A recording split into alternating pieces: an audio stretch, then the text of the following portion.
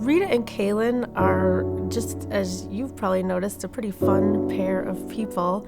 They really complement each other in different ways. I think the way it works is Rita's got all of she understands about the advocacy stuff, and if people need resources in the community, that's the piece that you seem to give to people. I do. And I've got the psychology background piece, so it's like between the two of us, we kind of work in tandem. I think they really have fun with each other. They've brought a lot of fun here.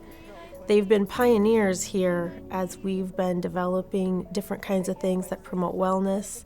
They were some of the first people that ever came to our exercise classes, and they were always there.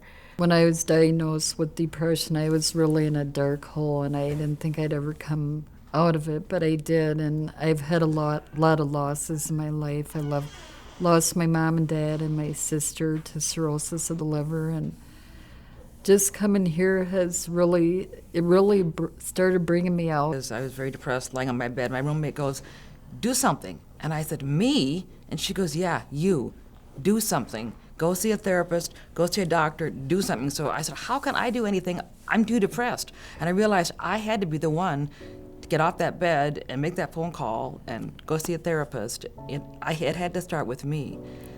Having some place to go in the day and realizing I wasn't the only person that felt the way I was feeling, depressed. I met Rita and another person when I first came, and I said, "You guys get depressed too?" And they're like, "Well, yeah." And I'm like, "You mean it's not just me?" I knew it wasn't just me in my head, but emotionally I thought, well, I'm the only one, because I'm not really depressed. I'm blind, and I just can't find a job, and I just can't find my niche in the world. I just can't, figure out where I belong. A few years ago, I got an email from NAMI, which is the National Alliance for Mental Illness, and they were looking for people to be trained to lead what was called the NAMI Connections Group. So it's a peer support group, a peer-run support group. And when I got the email, I immediately thought of Rita and Calynn, that they would be great facilitators, great leaders, and that they would enjoy probably doing it together because they just were such a great team. If everybody could be mindful of that. Patty, if you like to. Rita and I are in the group saying, "Yeah, I've been depressed. Yeah, I'm depressed too. I have depression issues or whatever, anxiety, whatever." And so the group, it gives us more real validity. Like the people say, "You really do get it." My week has been very hectic. And so we try to have people leave the group.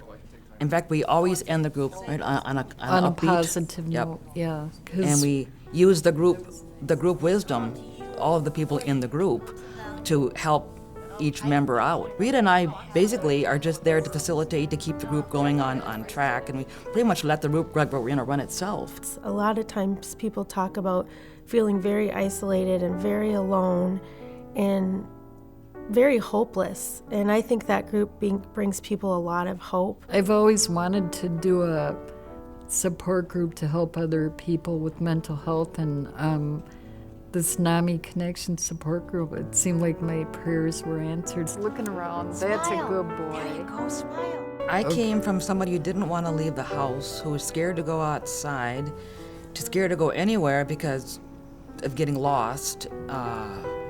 Spent half my day on my bed, to a person that's out every day now and running this, helping her with this group, and starting another one over in another community